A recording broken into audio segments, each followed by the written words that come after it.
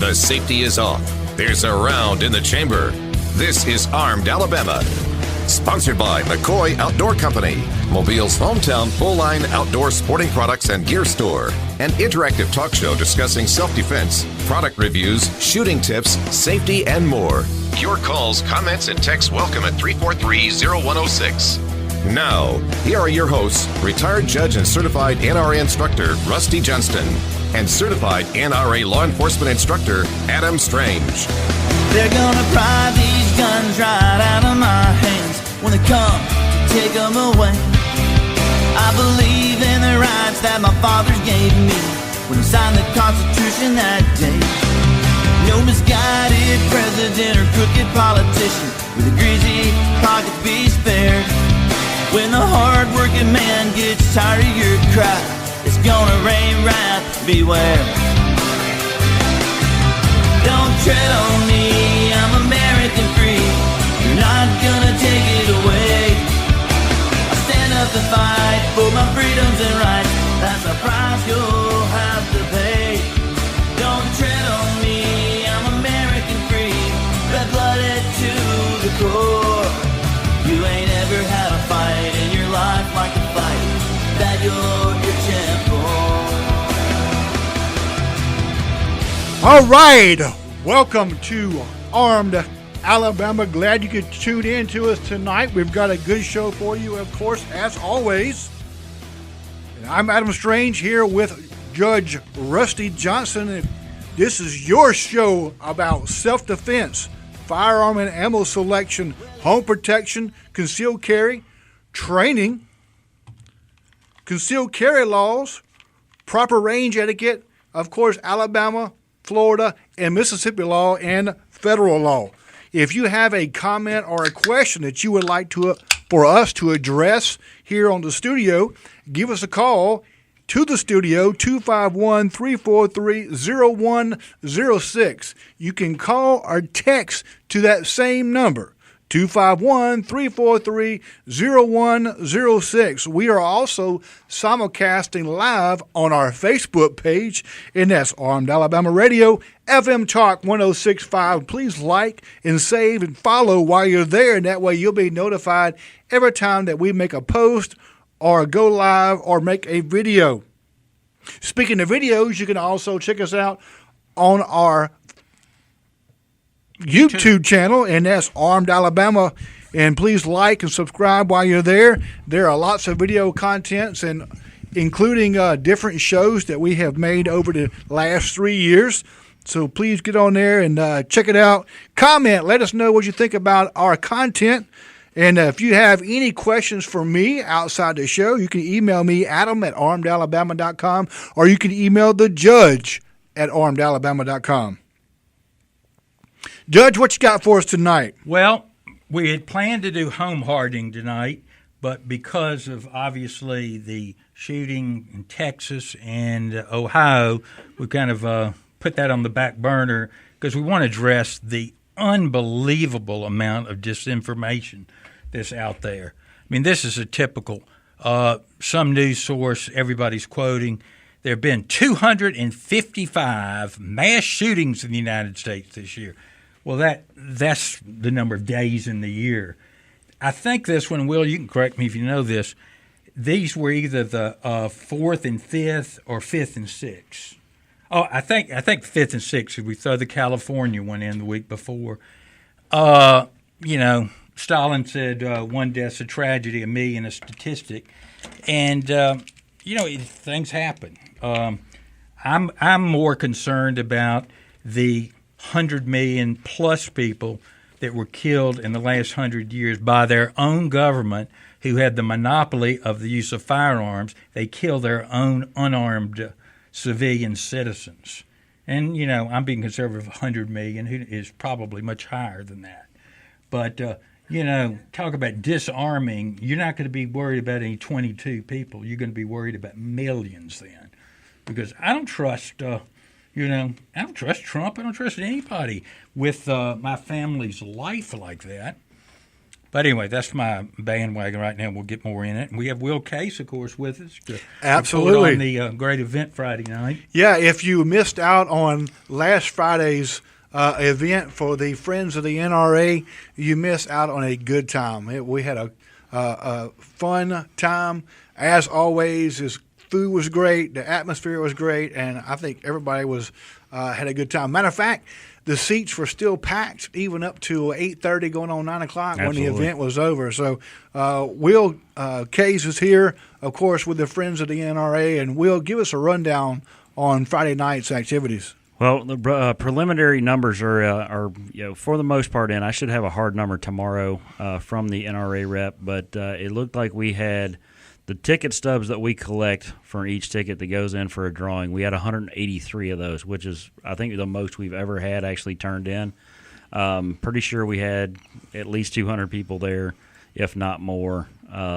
Every seat was full. There was people sitting at the front tables in between planes eating because we didn't have the battleship still doesn't have enough tables for all of our people to sit at. We did have every table that they had, though. Preliminary numbers look like we were able to net over 25,000 again, so we should make high caliber club, which is fantastic. It's the second year in a row.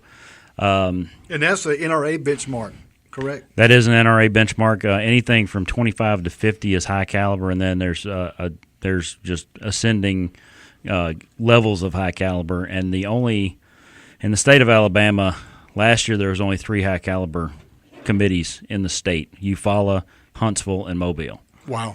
The year before that, it was Huntsville and Eufaula, which pretty much hit it every year just because of the venue that they have. They usually have about twice the amount of people that we have. Eufaula, those guys that run that committee are all retired, and they eat, breathe, and talk Friends of NRA 365 days a year. They meet every Saturday at 7 a.m. to talk about what they're going to do for the week. So they are just completely immersed. They do a gun raffle every month. And then Huntsville, they only sell tables. There is no general admission to their event. You have to buy a table to get in. And so I'm proud that we've come up to that level. At one time, Mobile was the largest event in the state. So my goal is to get us back to that if possible. But the battleship was great. They actually had more planes, and just to let everybody know, it's kind of something we learned this week.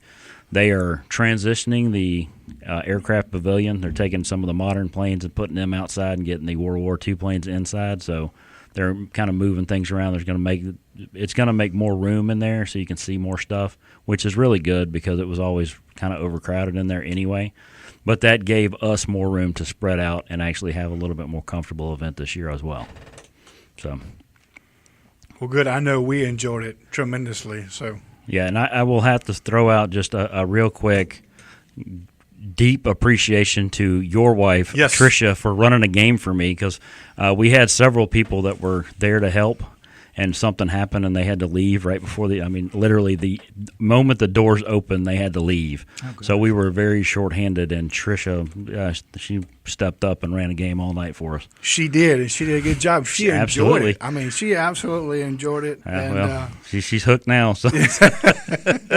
No, but she had a good time, and she really enjoyed helping support the event and support the cause. Good, yeah. And just if anybody wants to help out, we try to get more committee members. I think we got a couple that night that have said they're going to volunteer. We're always looking for new committee members. Just contact me, 251-753-6494. You can call or text or email me at mobilebayfnra@gmail.com and just let me know that you're interested. And you don't have to do a lot before the event. We ask for people to try to sell tickets. Even if you only sell 5 tickets, it's 5 more tickets than we had sold the year before. We always like getting donations for the silent auction. We had 54 items in our silent auction this year, and 31 in the live auction. Real quick, how can people find out more about you guys. You have a Facebook page and We have also a Facebook website, page. right? It's Friends of NRA Mobile Bay Chapter, which is weird. I wish I could change the name, but it's kind of stuck that way. Yeah, I think you can change it once in your Facebook lifetime. And then, like you said, you can call me, email me at mobilebayfnra@gmail.com or text me 251-753-6494. I'm always happy to answer questions. And those monies that are raised at an event, they go to Boy Scouts, they go to law enforcement, it goes to 4-H clubs. I mean, what are some of the other It's mostly for youth organizations. We try Right. to kind of stick with them because we're trying to get the youth involved in the shooting sports so we continue to have a shooting sports in the future. Yes. But, we got the Boy Scouts in Mobile in the area a nice grant this year, and, we're that's pretty much our focus is the youth, though. And we do some. Perfect. All right, we'll be back with more Armed Alabama after this break. Chris from Mobile, stay online. We'll catch you when we get back.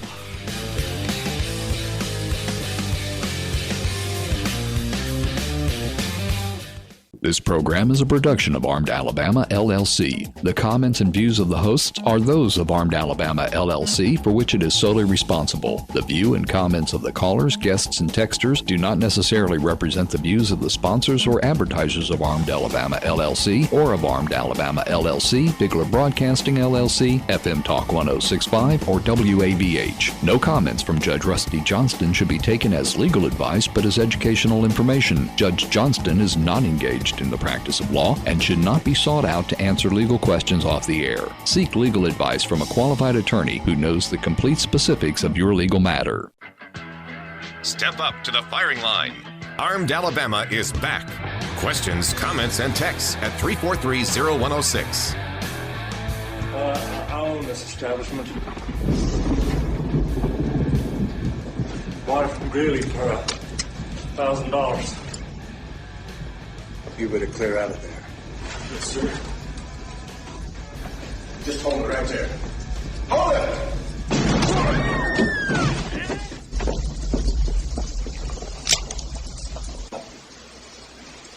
You just shot an unarmed man.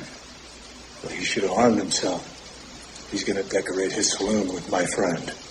Clint Eastwood, huh? All right, welcome back to Armed Alabama. One of my favorite lines, I think, is right before that, is any man don't want to get shot, but clear on out the back. I like that. Yep. So over the weekend, Judge, we know at least 31 people were killed over the weekend in mass shootings. Yeah, I was going to say we probably had more than that killed in Chicago. Nobody says anything about Absolutely. that. It was in Chicago, there were 52 people that was shot in Chicago alone. Yeah, how many fatalities? Like 5 or 6 fatalities. And Yeah, I think it was 5 fatalities. But that's every week. That's every week. In Chicago. Absolutely, yeah. Well, this was just a weekend. Will, you lived there. That's for not a the- while. That's every Yeah. weekend. Every weekend, as long as it's warm. When it gets cold, they all kind of hibernate. So Yeah. Yeah. As bad as the mass shootings are, it's just gut wrenching when you hear the stories and read the stories Well, about the the people incidents. that were prohibited in both locales, it wouldn't have made much difference in Ohio, but in El Paso, they were prohibited from carrying because Walmart had the sign up. Oh, did they really? Yeah. Yeah, it So wouldn't we have had stopped 2 me. more gun-free zones in addition to the California one. Why don't we take Well, Chris before he jumps off, and we'll... Yeah, we have a caller online. Hey, Chris, Mobile, what's up? Oh, I was just going to ask y'all about that red flag law, Oh, about the extreme protection order that somebody believes the police are. well, I'll tell you what. You know, one of the reasons the liberals got rid of the mental institutions in the 70s is because they claimed the psychiatrist, you could have somebody committed on the signature. I think it had to be one psychiatrist and then a physician. That was it. No court, no jury. Those same people now want to turn over our Second Amendment rights to psychiatrists where we've done polling, 90% are considered left or far left. That'd be good, wouldn't it? But Will, why don't you address it a little bit because you've kind of kept up with the specifics of these red flag things. I think it's outrageous. Well, I mean, the biggest problem with the red flag laws, I mean, I'm completely okay if somebody feels like, this person could be a harm to somebody or to themselves with going to You the can police call the and probate court. something. And they'll schedule But a there commitment has hearing. to be due process. You Yeah, cannot just absolutely. take somebody's rights away from them just blindly without them having any ability to defend themselves, because if I get mad at Adam and I go to the court and say, or go to There you whoever go. and say, Adam, that guy's a gun nut, and he's threatening to shoot up the school tomorrow, they'll go knock on his door. And Yeah, the thing and is, Adam it's goes there at 11 at night with his gun. He's probably killed. well, and there has been one guy, and I don't remember what state it was I in, know but there the was one you're one talking guy that was killed by law enforcement when they knocked on his door because he didn't know it was law And enforcement. law had a enforcement gun. doesn't want to be involved in anything like You know? that. So I'm confident it'll never pass here, Chris, in Alabama. But I hate to see everybody else lose their rights. But, really, these are state issues to be fought out state by state. Massachusetts wants to do that. That's their business. Well, this weekend, Geraldo Rivera, which I don't agree with a lot of things that he tweeted this weekend, but the one, and I believe it was El Paso, where they took him alive, took the shooter Yeah, alive, and the he- guy that wore hearing protection like we were talking offline. Yeah. Is that not I mean, bizarre? that's the weirdest thing in the world. The guy is going to go and do. And he alleged, if that was his manifesto, that he probably wouldn't be taken alive, but Right. he wants to preserve his hearing. Yeah, exactly. Well, Geraldo in his tweet said, "Why is this guy still alive? Why didn't they just shoot him? Yeah. Be done with it. That way we don't have to glorify him. He's going to go to court and they're going to make a big spectacle of Guy the in courts." Florida is still sitting around waiting for. Well, exactly. Well, and it's going to breed other. It's going to breed. Well, other exactly. shooters. My personal And belief. of course, the media is going to sensationalize it. They kept it's going to say, looping, 2 minutes of video over and over and Oh, over. absolutely. And they're going to whip people up in a frenzy. So you're going to have copycat shooters. Exactly. Just like this guy that was in Dayton, Ohio. Right. Who Well, let's was see. Chris, you have anything else to say? We've kind of taken over. Oh, yeah, the absolutely. debate. Let me ask you this, Chris, and you guess for me. In from 1998 to 2019, so that's 20 years. What do you think the racial demographics were of mass public shooters, the shooter himself? Now, we heard over the weekend this is all a white racism thing, right? Here's the actual numbers. White, 58% of the mass shooters. Black, 18%. Asian, 8%. Middle Eastern, 8%. Hispanic, 5%. American Indian, 3%. American Indians are really overrepresented because they're not 3% of the population. Well, I mean, that's pretty close to the actual, national demographics. Well, yeah. Probably, I mean, I'm not gonna- plus or minus 2 or 3, 4%. And I'll give you one more factoid, Chris. The it's always young white males they claim, and that's kind of the 20-year-old age range. Well, if you look at from the numbers from 36 through 45 years of age, that's 30% of the mass shooters of the last 20 years. That's Let me ask you something, Judge. Yeah. Let me ask something, Judge. Let's Yeah. say somebody calls the police and says, "My son, he's off on this meth. I'm afraid he's gonna hurt somebody." Could the police come in and come over and take his weapon? No. If he was in the man's house, you allow those kids are living in your own house. Well, they sure could. Well, yeah, but I'm just saying, that's why I'm saying the red flag law. Could they pick up and call a judge just like a roadside search warrant and say, "Hey, we're going to take this guy's weapon until he has due process"? Yeah, maybe a they only hearing? hear one side of it. You're exactly right. That's these red flag laws. The judge doesn't hear from the defendant or his lawyer or his doctor or anybody else. He just finds out this has been granted what we call ex parte, EXPARTE. A probable cause to take his weapon until he has a hearing. Yeah, that's what they want to do. And I love it. I'm think that's consistent. a real problem as long as it has the due process and has a judge with a criteria? Well, I think it's a problem, but I'm sure the federal courts won't see it as a problem. I think it's a terrible problem.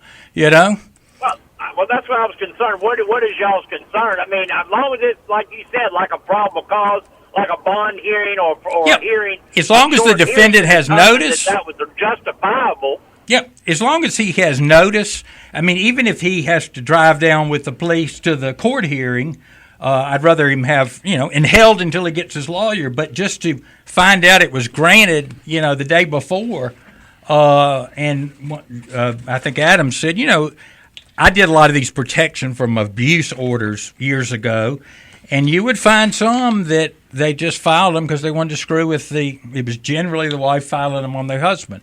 And those were ex parte, and the defendant was not there for the first hearing.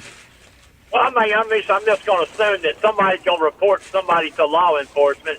Then law enforcement's going to come out and make a judgment call, and they take his weapon and they say, "Okay, be in court in 3 days." Yeah.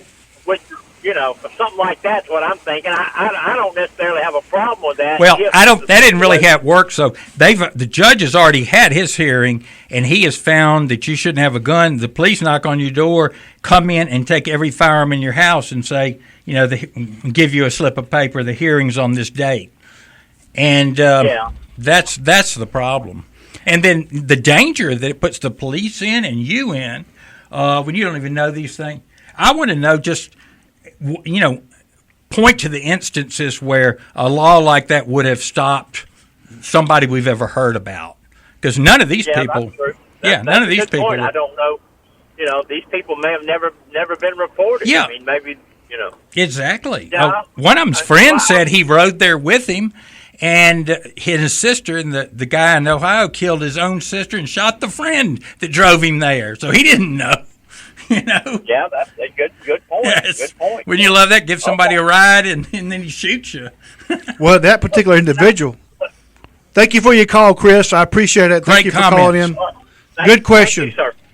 Take care. So, speaking of that, Judge, that particular individual was actually a far leftist. I mean, a crazed leftist, Antifa supporter. Oh, yeah. And he also, speaking of supporter, he also supported Bernie Sanders and Elizabeth Warren. Mm-hmm. And I don't blame them. Everybody has, but they blame us. But that's exactly right. So over the weekend, the first person I seen come out was Beto. Came out immediately and decried these events, these shootings as white nationalist terrorists. Mm-hmm. And I'm like, which he implied that's almost all of them are, and it's just Rose. Well, and of course the media goes right along with it. They go right along with it. But my thing is that he came out and stated it was white nationalist racists that did this, and I thought, man, that's crazy. He didn't even know. Nobody knows the facts. Well, it come out that the guy was actually Antifa.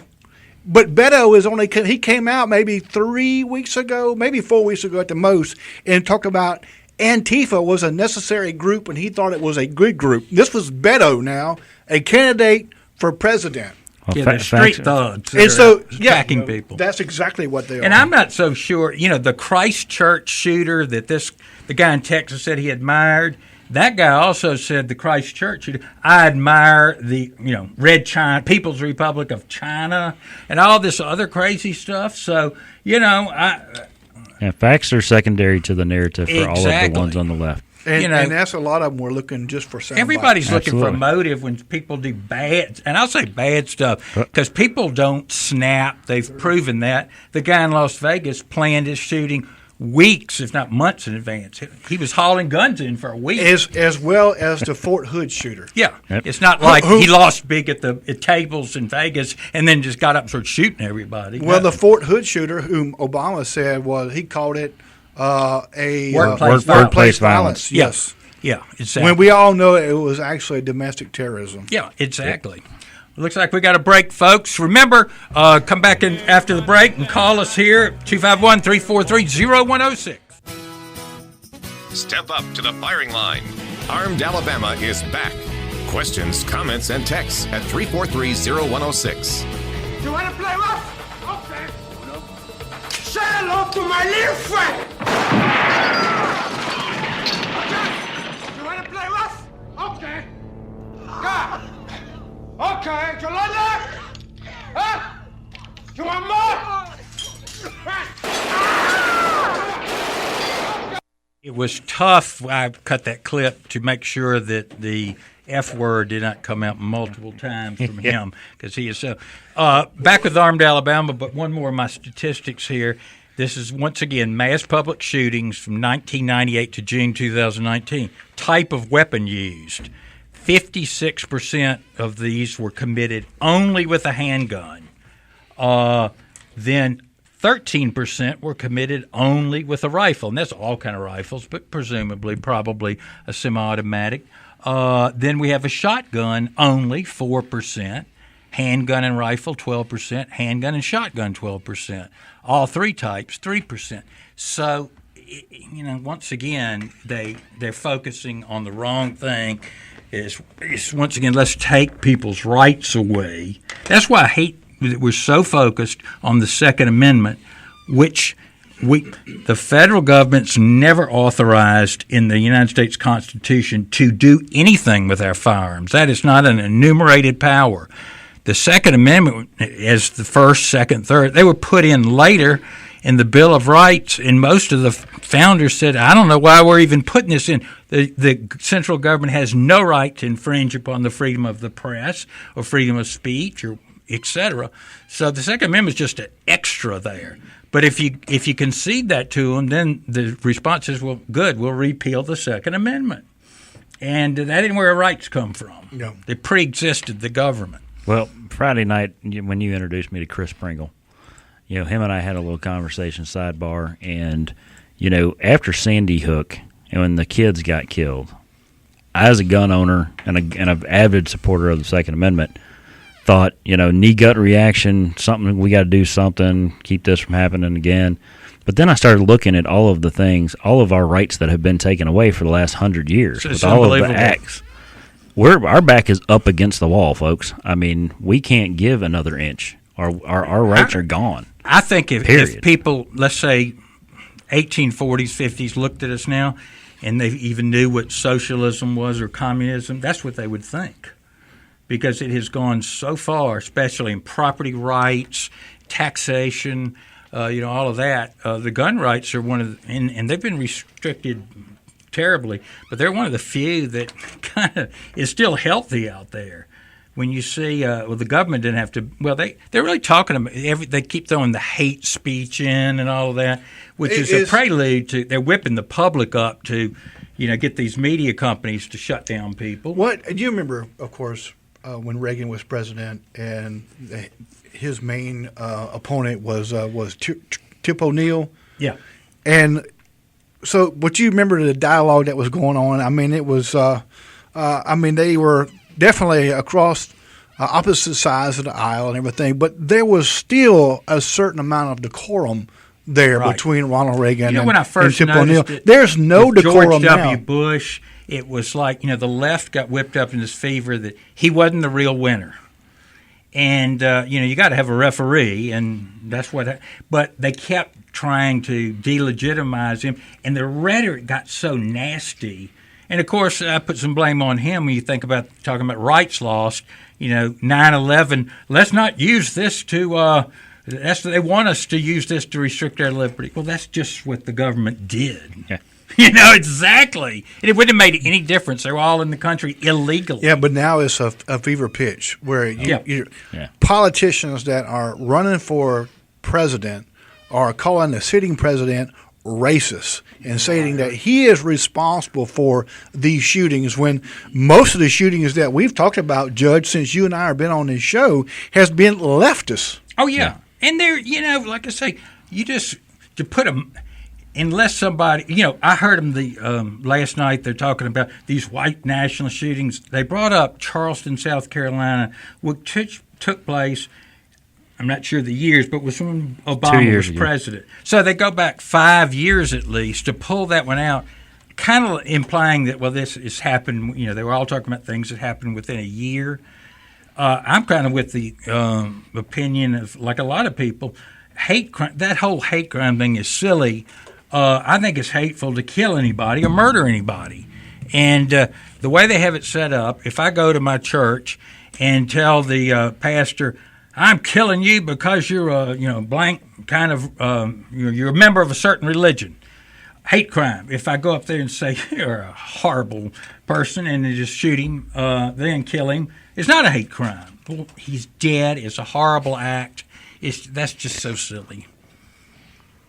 Yeah, one of the things with the Garlic Festival shooting, this was several weeks ago. It's almost laughable that you could say garlic festival shooting. Well, that's where it took place. Free zone. And one of the individuals there, the people that attended the event, of course, confronted the shooter and was like, "Why are you doing this?" And his comment was, "Because I'm angry." Yeah. And of course, the investigation now shows that he's neither Democrat nor Republican. He hated both parties, and it was this individual was of course had mental problems. Now he had violent ideologies, but still, I don't think they've really come to the bottom of this. But one of the things that was stated right off the bat, the narratives we talked about, narratives being pushed or sound bites being pushed, is that he had a weapon of war, quote unquote. Military weapon of war. And it said he had an AK-47 style assault rifle. At least they said style. But it actually was an SKS that has a fixed 10 rounds, right? magazine. It's not a detachable magazine. It's a fixed magazine and holds no more than 10 rounds, which is exactly some of the restrictions that Democrat lawmakers have been pushing for. Yep. And this guy uses that very type of firearm, whom they turn around and call an AK-47 style assault rifle. So the narrative was being pushed, even. Well, in that shooting, there was a report that one woman confronted the guy before he started shooting and said, "Why are you? What do you think you're going to do? You're not going to do this." And of course, I think he shot her or shot somebody around her. But just imagine if she'd have been armed. It wouldn't have been words. No, exactly. Absolutely. And it would have been over. The Ohio response was unbelievable. I mean, it was like 30 seconds. And I can't understand. First when the shooting happened in Texas, I thought, I can't believe somebody in a Texas I can. Walmart didn't shoot him. I can't. Well, when I found out, Texas is one of those states, unlike Alabama, thank goodness, that if a store owner puts a sign up, no guns, then that's the law. Yep. And so their law-abiding people obey it. Yep. Their gun laws are not as strong as ours. Yeah, that's right. And numerous people said, "Well, I just can't believe nobody had a gun in Texas." I'm like, hey, Texas is on its way to become a purple state. Oh, yeah. They're law-abiding, so they're going to obey the law. I heard somebody say, it was two great quotes.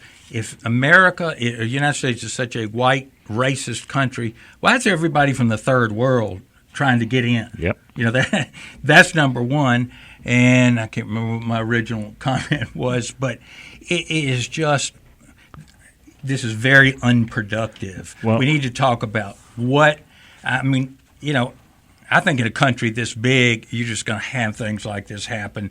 But you can blame it as much on the press as you can on the firearms. Well, with the press, again, going back to the narrative and what they're reporting, this is all we've heard for the last 3 weeks or so is mass shootings, and I think that breeds another mass shooting and another mass shooting.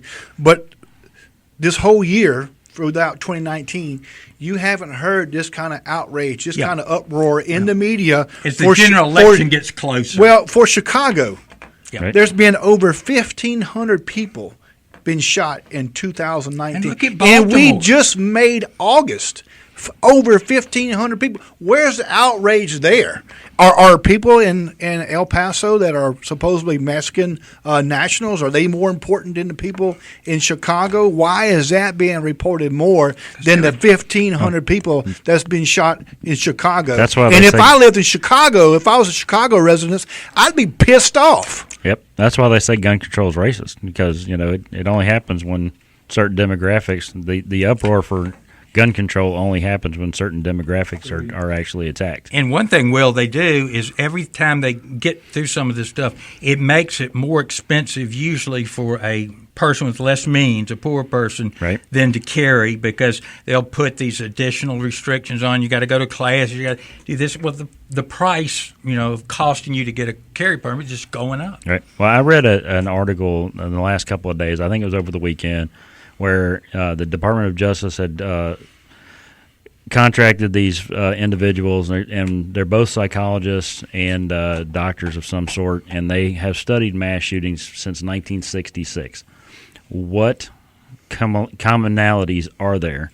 And every one of the shooters that they've come up with, nearly everyone, had an extreme trauma in their youth. I saw the same article. Whether it was a suicide by parent, sexual or physical abuse, something to that effect. There were warning signs where there was a catastrophic event that triggered a change in behavior weeks or days or months before the actual shooting. And we're just not paying attention. There are people around these folks aren't paying attention. And that's where a good red flag law and when I say a good red flag law, hey, this person appears to be, something's going on.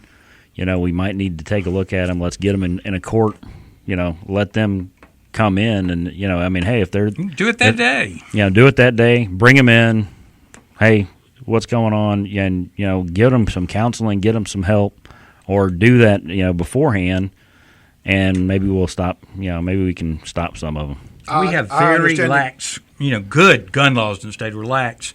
The only mass shooting that I can ever remember, if it even was that, remember the one that took place around the Army base over in the Wiregrass, and they were chasing the guy from. That's the only one I can remember ever happened here, and it was that was a pretty weird thing. But you'd think we'd have a lot more here, but we don't. Well, going back to your point, Will, my problem is with that is the abuse that could take place with that.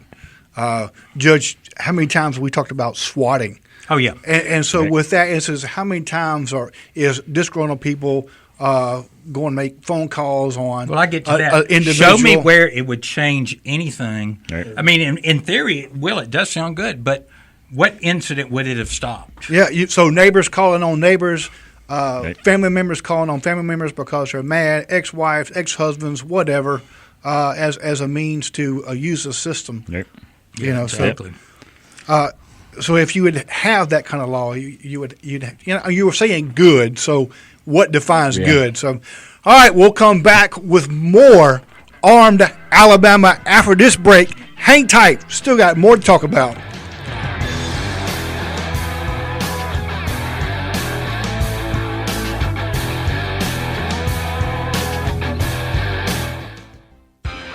Step up to the firing line. Armed Alabama is back. Questions, comments, and texts at 343-0106.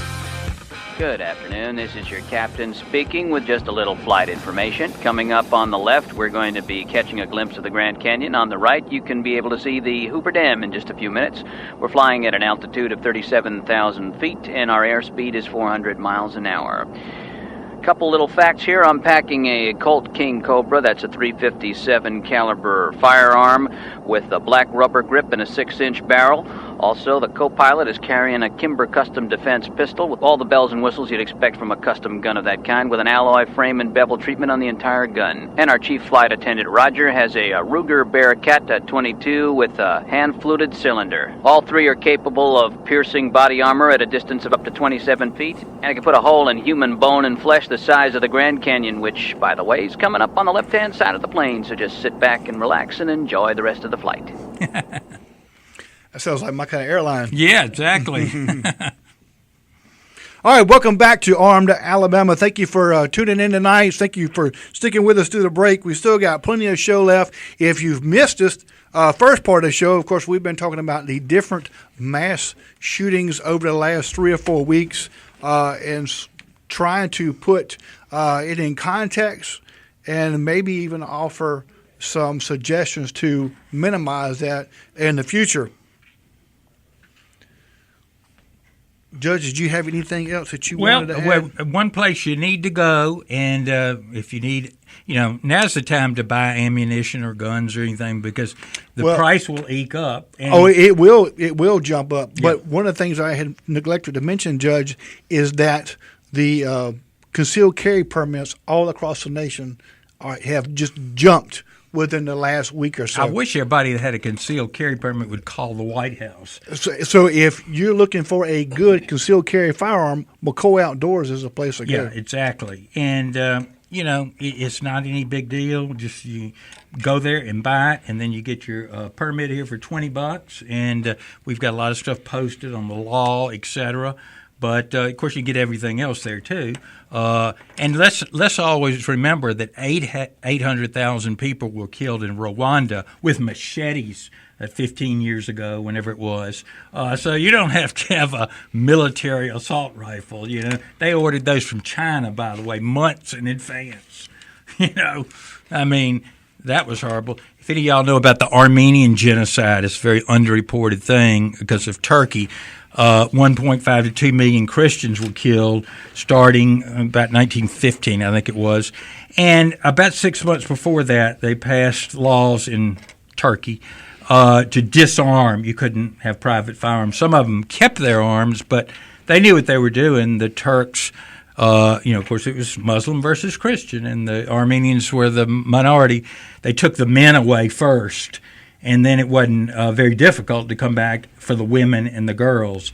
It's really terrible. You can go to places in Syria, I've seen them on film, where there are just thousands of bones in piles, because they're out in the desert. They don't decay as much. It's a horrible thing.